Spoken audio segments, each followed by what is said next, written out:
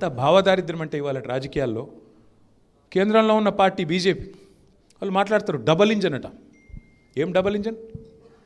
దేనికి double engine? Double engine ఉంటేనే అభివృద్ధి. ఎక్కడ డబల్ ఇంజన్ అభివృద్ధి? తెలంగాణ కంటే ఒక తెలంగాణలోని సింగిల్ ఇంజనే మీ డబల్ ఇంజన్ కంటే ఎక్కువ మూత మోగించలేదా? అద్భుతాలు చేయలేదా? ఒక్క రాష్ట్రం చూపెడతావా నీ డబుల్ ఇంజన్ రాష్ట్రం మాకంటే మెరుగ్గా పనిచేసింది? చూపెట్టు. అయినా ఉండాల్సింది కేంద్రంలో ఉండే పాలకులకు డబుల్ ఇంజన్ కాదు కదా విధానం. 28 ఇంజన్లు ఉన్నాయి దేశంలో, 28 రాష్ట్రాలు ఉన్నాయి.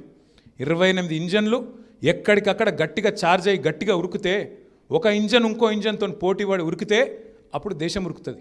కానీ డబుల్ ఇంజన్, ఇక్కడ కేసీఆర్ ఉంటే మేము సపోర్ట్ చేయం, మా ఖిలాఫ్ ఉంటే మేము కేసులు పెడతాం, మా ఖిలాఫ్ ఉంటే జైళ్ళలో పెడతాం, మా ఖిలాఫ్ ఉంటే సతాయిస్తాం, దేశం ఎక్కడైనా పోని, రాష్ట్రం గంగలో పోని, మీరు అడిగింది ఇయ్యం. నేను అడుగుతున్నా ఇవాళ కేంద్ర ప్రభుత్వాన్ని, హైదరాబాద్ మెట్రో మీరు పర్మిషన్ ఇయ్యరు. మేము ప్రభుత్వం ఉన్నప్పుడు 2021లో పోయి అడిగినాం, అయ్యా మా లక్డికాపూర్ నుంచి బిహెచ్ఎల్ దాకా పిచ్చి ట్రాఫిక్ ఉన్నది, మెట్రో పర్మిషన్ ఇవ్వయా స్వామి అంటే, ఇక్కడ మీకు ట్రాఫిక్ లేదు అని చెప్పి పక్కకు పెట్టిండు. ఎక్కటోళ్ళు లేరు, ఎక్కువ గిరాకీ లేదు మీకు అని చెప్పి ఇయ్యలే పర్మిషన్. కానీ ఎక్కడనో ఎలక్షన్లు ఎక్కడుంటే అక్కడ ఇస్తారు.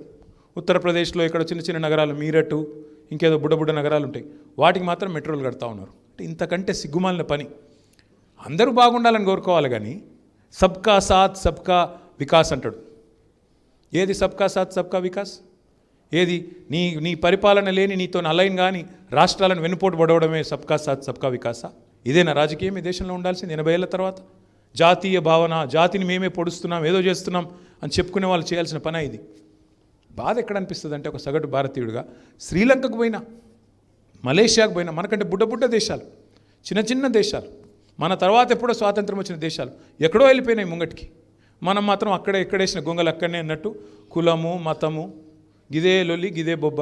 తెల్లారు లేస్తే ఏం చేయాలి, ఏ దేవునికి మొక్కాలి, ఎవరితో ఎవడు కొట్లాడాలి, ఎవరితో ఇట్లా పంచాయతీ పెట్టుకోవాలి, గిదే పని, ఇంకోటి వేరే ఏం లేదు. ఇంకా రాజకీయం ఎలక్షన్లు రాగానే ఏదో ఒకటి చేసి మళ్ళా కోపం తెప్పియాలి, ప్రజల్లో ఒక రకమైన పోలరైజేషన్ తేవాలి, అవసరమైతే అక్షంతలు వంచాలి, లేకపోతే ఇంకోటి చేయాలి, మొత్తానికి ఓట్లు వేయించుకోవాలి, మళ్ళీ 5 ఏళ్ళు టైంపాస్ చేయాలి.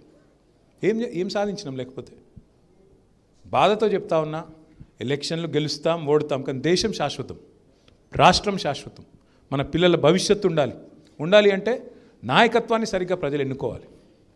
తప్పకుండా నాకైతే విశ్వాసం ఉంది, మళ్ళీ తెలంగాణ పట్టాలు ఎక్కుతుంది.